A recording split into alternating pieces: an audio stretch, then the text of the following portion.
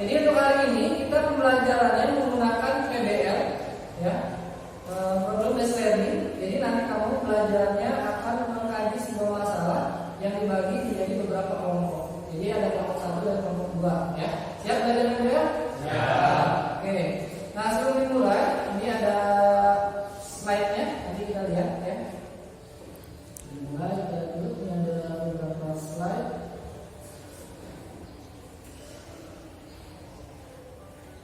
Oke, kita masuk, ya. Jadi materinya tentang meneladani dakwah Rasulullah di Mekah, ya. Jadi sudah baca doa, kita langsung. Nah, Bapak minta persepsi kamu, pendapat kamu, silakan dijawab. Kamu bisa jawab atau enggak? Boleh jawabannya macam-macam, ya. Oke.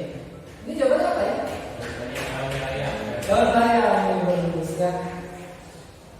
Oh ini? Buku cerita. Masa sekali, ya. Betul. Ini lebih sulit.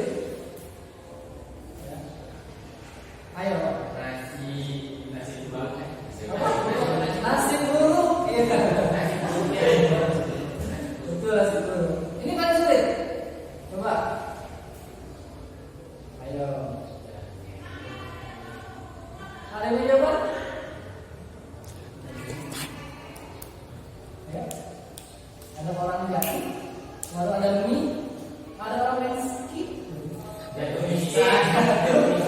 Jatuh miskin, ya betul. Jatuh miskin, ya. Dan huruf N, jatuh miskin.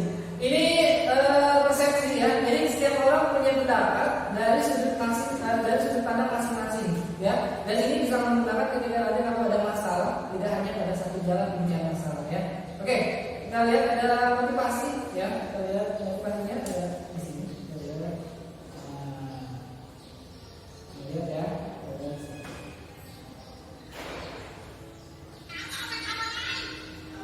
Kita lihat.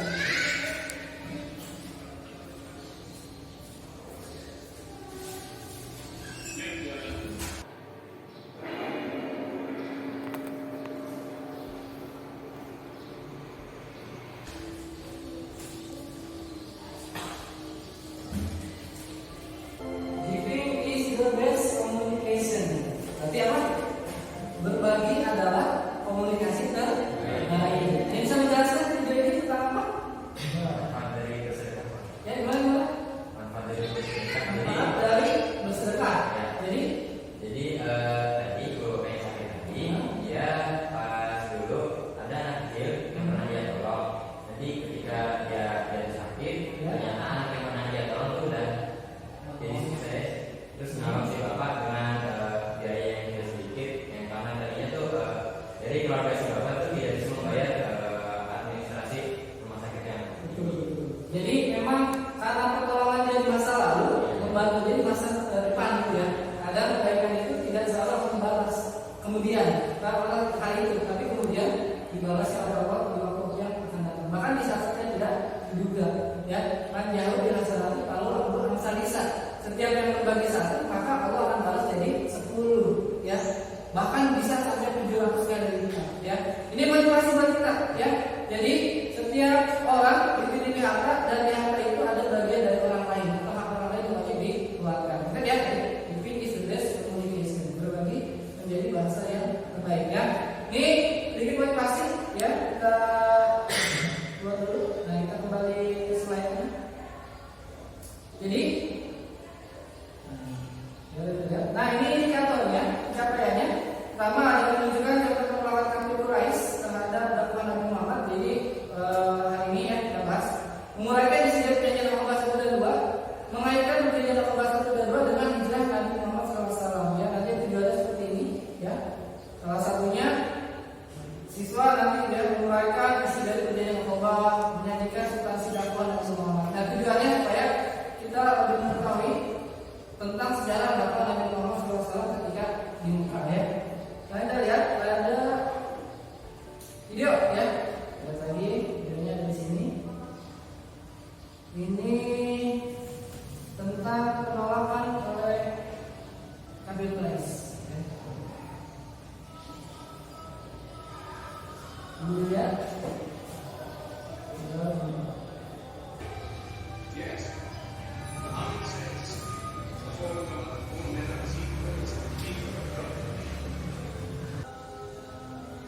Ya, itulah kisah dari Bilal bin Rabah, salah satu budak yang diangkat derajatnya oleh Rasulullah hingga akhirnya beliau menjadi salah seorang yang mengumandangkan azan pertama kali di Masjid Nabawi. Jadi Bilal ini disisa karena tidak mau mencabut sahabatnya, karena kalau dia seorang muslim. Ternyata Bilal itu sudah menjadi muslim hingga akhirnya ditimpa pakai batu yang besar. Bilal tetap tidak berpindah agama. Datang bantuan dari Rasulullah melalui utusan yang orang sini untuk menebus Bilal bin Rabah. Ditebusnya Bilal tidak dijadikan budak, tapi dijadikan seorang muslim. Bahkan nama Bilal diabadikan. Ya, sampai saat ini kita kenal Bilal menjadi orang yang kemudian dekat dengan Rasulullah. Bahkan ketika Nabi Muhammad meninggal, Bilal itu sempat beberapa waktu tidak pernah datang ke masjid. Kenapa? Sampai orang-orang nanya, ya Bilal, kami rindu kamu ajan, kami ingin dengar ajan kamu. Apa kata Bilal? Saya tidak sanggup ketika ajan, maka saya ingat ajan Rasulullah. Dia coba, tapi ajannya tidak selesai. Bilal selalu menangis sampai waktu yang sangat lama. Ini menunjukkan kalau Bilal ini salah satu sahabat yang mencintai Rasulullah luar biasa, ya. Nah, ini salah satu contoh perilaku yang dilakukan kafir Quraisy terhadap umat muslim dengan banyak perilaku lain. Ini menjadi bahan materi dari PBL hari ini. Silakan nanti kamu cermati, silakan kamu catat di kertas yang sudah disediakan, ya. Dicatat, silakan berdiskusi, ya. Karena nanti dari diskusi itu kamu bisa menjawab untuk menyampaikan pendapatnya, ya. Kita lihat ini. Nah, ini kelihatannya sudah ya. Menyaksikan video udah, ya. Diskusikan dengan kelompok masing-masing. Silakan nanti siapa yang mau jawab, siapa yang mau bertanya, ya, atau apa. Lalu tuliskan jawabannya di kertas, ya. Lalu presentasikan jawaban yang tadi buat bacakan, ya. Pertanyaannya adalah mengapa pengikut Nabi Muhammad SAW sangat kuat keimanannya, ya. Yang kedua, lalu apakah atau bagaimana dengan kondisi muslim di zaman sekarang, ya. Zaman sekarang banyak nggak muslimnya? Banyak. Kondisinya sama apa beda? Beda. Punya jawabannya? Silakan didiskusikan dulu, ya. Sambil ngomong ini. Ayo, kalau punya jawabannya apa? Ya. Atau oke yang itu boleh. Punya jawaban lain boleh. Atau pakai jawaban sendiri boleh. Itu yang boleh. Ya. Nanti satu orang siapa yang menjawab, ya. Oke. Ya. Kita kasih waktu, ya.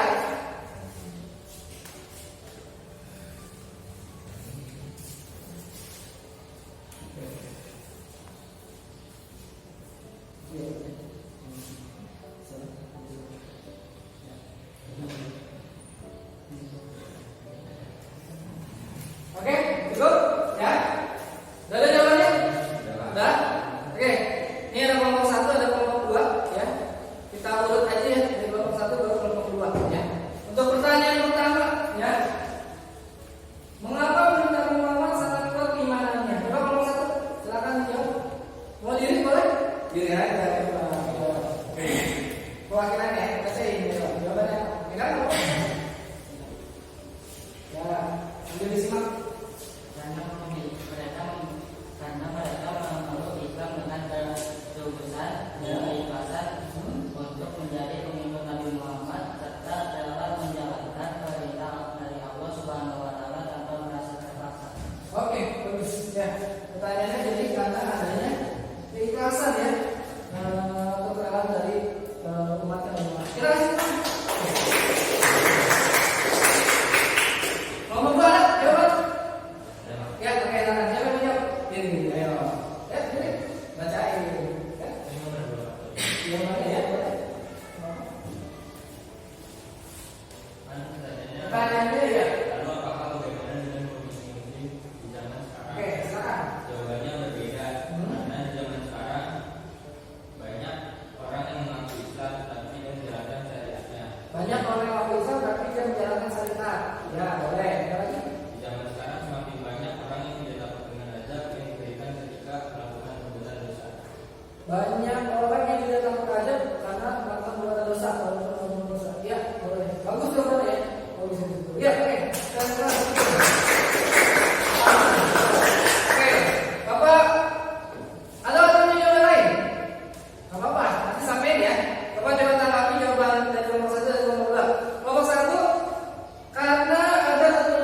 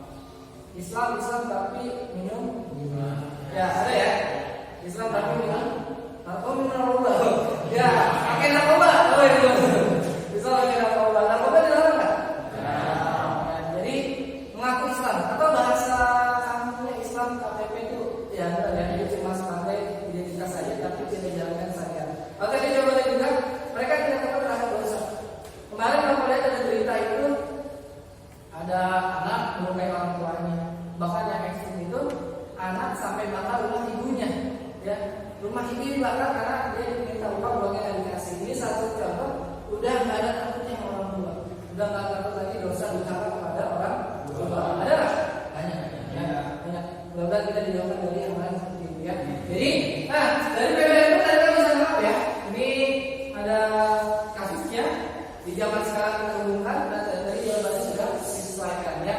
Oke, bagus ya untuk jawabannya.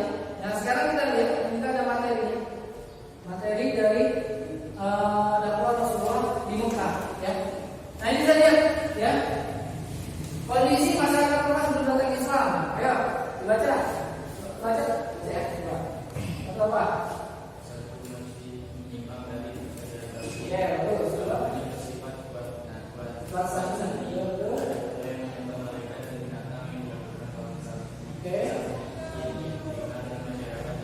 Oke bagus ya. Masih menyimak dari dalam tauhid, tidak menyembah kepada Allah ya. Yang kedua, agamanya bersifat watsani itu agama leluhur. Mereka menyembah berhala. Ada Lata, ada Uzza, ada Manat. Berhala tuh ya, patung. Itu di depan Ka'bah sampai dipajang 360 berhala. Saking banyak digali, dipajang lagi ya. Sampai kemudian mereka menyembah setiap saat ya. Tadi kan Nabi Muhammad terakhir ternyata berhala-berhala itu hancur tanpa ada yang hancurkan ya. Yang ketiga, menyembah malaikat dan binatang seperti kaum Sabiin. Jadi malaikat disembah kayak zaman Nabi Sulaiman betul. Kayak zaman Nabi Sulaiman ada malaikat Harut yang dulu malah disembah ya. Atau ada menyembah binatang. Nabi Musa ada umatnya yang beriman dulu menyembah sapi. Padahal saat itu sudah ditolong oleh Nabi Musa.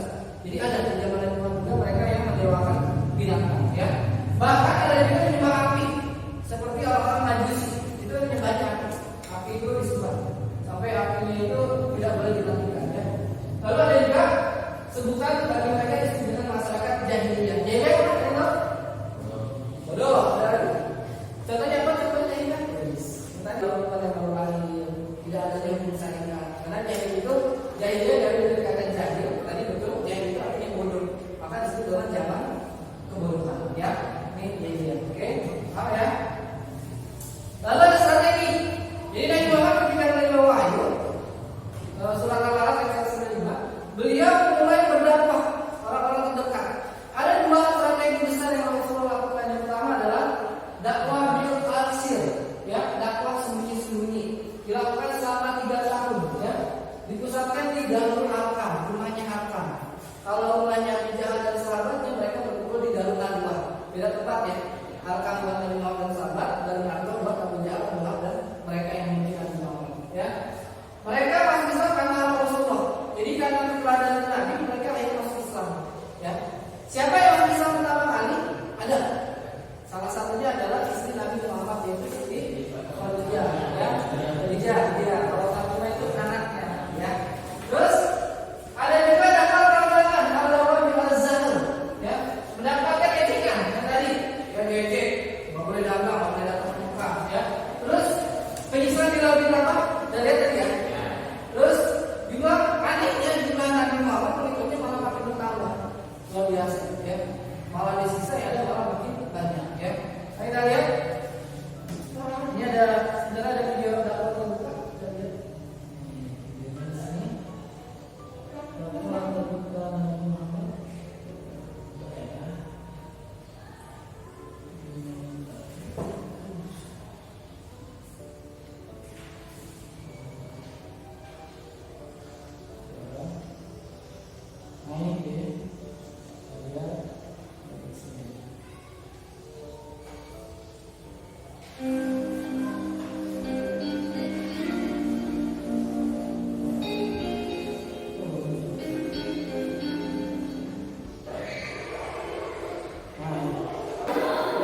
Nabi Muhammad ini yang paling hebat. Bahkan dibawakan kayu oleh Abu Lahab. Sampai ada suratnya yaitu surat Al-Lahab. Ini peristiwanya nyata. Nah ini salah satu contoh ya dari dakwah terbuka Nabi Muhammad. Itu sahabat Nabi itu ini tangannya melindungi Nabi supaya tidak kena lemparan batu. Tapi dia adalah Nabi Muhammad. Siapa yang ada di situ? Selain mereka semua. Sebenarnya mereka itu melihat, mereka juga melihat. Bahkan mereka itu kayak melewati batasnya. Bila benar mereka itu kan nggak punya nafsu, nggak punya. Tapi ketika saat itu mereka bilang dengan Muhammad, ya Rasulullah, angkat tanganmu doa kepada Allah. minta gunung yang di Taif itu dilemparkan ke mereka, maka aku akan lemparkan ke mereka. Sampai malaikat yang turun Nabi berdoa. Tapi Nabi Muhammad tidak pernah berdoa. Kalau seandainya doa saat itu sulit tertutup. Nabi Muhammad tidak berdoa. Kenapa? Karena beliau sampaikan umatku tidak tahu atau dia tidak akan melakukan itu. Makanya kualitasnya berbeda. Nabi Muhammad dengan nabi yang lain. Kalau cerita nabi lain, ujian, doa, azab. Itu kan ya? Ujian, doa, azab. Ujian, doa, azab. Tapi Nabi Muhammad benar. Ya. Ini menjadi contoh keteladanan salaf yang tidak dimiliki oleh manusia biasa. Padahal sampai kepada ini salah satu ya contoh dari dakwah Nabi Muhammad saat itu. Ya. Ya. Lanjut. Nah, lalu ada kejadian Abu Bakar 1 dan 2, ya. Jadi dakwahnya masih di Mekah. Ketika musim haji, Nabi Muhammad didatangi orang-orang Madinah sejumlah 12 orang, ya. Saat itu bilang, ya Rasulullah, ya Muhammad, kalau kamu pindah ke Madinah, kami akan siapkan tempat buat kamu dan umat kamu. Tapi karena belum ada perintah hijrah, itu mau tidak berhijrah. Hanya mereka saja yang berbayat. Berbayat itu menyatakan sebagai seorang muslim. Isi perjanjiannya apa? Ini. Tidak bersekutu Allah, tidak berdusta, tidak mencuri, tidak membunuh, tidak memfitnah, tidak melakukan hal kerja dan tetap setia pada Allah dan Rasulnya. Maka kemudian setelah kemudian datang lagi lebih banyak 75 orang Madinah menemui Rasulullah. Yang ini kemudian mereka luar biasa mendukung Nabi Muhammad dari Madinah atau Nabi Muhammad hijrah ke Madinah. Maka ada peristiwa hijrah Nabi Muhammad dari Mekah ke Madinah. Apakah pernah hijrah Nabi Muhammad sebelumnya? Pernah. Sebelum ke Madinah Nabi Muhammad pernah hijrah ke Habasyah. Namanya Ethiopia kalau sekarang. Ada rajanya namanya Raja Najasyi. Itu hijrah kecilnya, lalu hijrah besarnya ke Madinah. Ya. Nah ini dari materinya ya kita bisa simpulkan. Ya, kesimpulannya. Ada yang bertanya? Silakan. Ada pertanyaan? Ya. Ya, silakan. Peristiwa Nabi kita itu dimulai ketika saat itu sudah banyaknya blokade dari orang-orang Quraisy hingga akhirnya perintah perjanjian Al-Qur'an kedua hingga akhirnya perintah hijrah dikumandangkan ada diturunkan. Maka Nabi Muhammad memerintahkan umatnya untuk hijrah duluan. Ya, ini ajan tanya dulu. Ya. Jadi pertanyaannya, tanya tadi bagaimana peristiwa hijrah Nabi Muhammad ke umatnya. Jadi dimulai dari yang tadi ya dari migrasi, ya. Dari Habasyah baru kemudian kita ke Madinah. Ada desanya desa Kubah, desa pertama yang Nabi Muhammad kunjungi bersama Abu Bakar As-Siddiq. Ya. Lalu kemudian sampai Nabi Muhammad berangkat di Madinah membangun masjid selama 10 tahun. Ya. Itu peristiwa hijrah Nabi Muhammad SAW. Yang kedua, ada yang bertanya lagi? Ya. Oke, sekarang. Siapa saja yang mengikuti Nabi Muhammad? Siapa saja yang Nabi Muhammad SAW Oke. Jadi kalau dapat di Mekah itu ada sebutannya dengan as-sabiqun al-awwalun. Orang-orang yang pertama kali masuk Islam. Ada 4 golongan. Golongan pertama ada golongan laki-laki, yang kedua perempuan, ketiga anak-anak, 4 budak. Golongan laki-laki pertama yang masuk Islam adalah Abu Bakar As-Siddiq, ya, sahabatnya. Golongan perempuan pertama masuk Islam adalah istri Nabi Siti Khadijah. Golongan anak-anak pertama adalah Nabi yaitu Sayyidina Ali bin Abi Thalib, ya. Golongan keempat dari kalangan budak ternyata bukan Bilal bin Rabah, tapi Zaid bin Haritsah. Jadi siapa tadi? Abu Bakar, Siti Khadijah, Ali, satu lagi Zaid bin Haritsah. Lalu berikutnya lain Utsman bin Affan, ya, ada juga nanti Fatimah bin Umar, Sa'ad bin Abi Waqqas, Amr bin As, ya, Muawiyah bin Abi Sufyan, baru nanti Umar bin Khattab, ya, dan sebagainya. Nah mereka disebut dengan as-sabiqun al-awwalun, orang yang pertama kali masuk Islam, ya. Itu luar biasa, ya. Jadi sahabat Nabi yang pertama masuk Islam, ya. Oke, bagus pertanyaannya, ya. Ini kesimpulannya kita lihat. Jadi kita lihat ya, ada pertama perilaku kafir Quraisy terhadap Nabi Muhammad, ya, banyak penyiksaan, ya, banyak intimidasi. Lalu isi perjanjian Al-Qur'an 1 dan 2 yang menjadi dasar hijrah Nabi, ya. Jadi ada Al-Qur'an 1 12 orang, Al-Qur'an 2 70 orang. Lalu pertanyaannya perjanjian Al-Qur'an dengan hijrah Nabi. Jadi yang ditanyakan, ya. Jadi setelah perjanjian Al-Qur'an, maka Nabi Muhammad baru bersama umatnya hijrah ke Madinah. Nah, ini materi-materi dari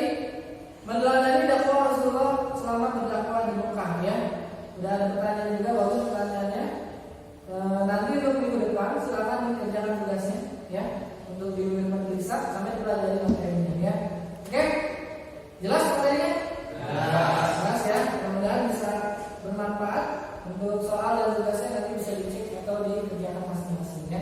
Oke, kita sama-sama ucapkan alhamdulillah. Silakan dipimpin Bapak ya untuk menutup pelajaran. Siap, doa.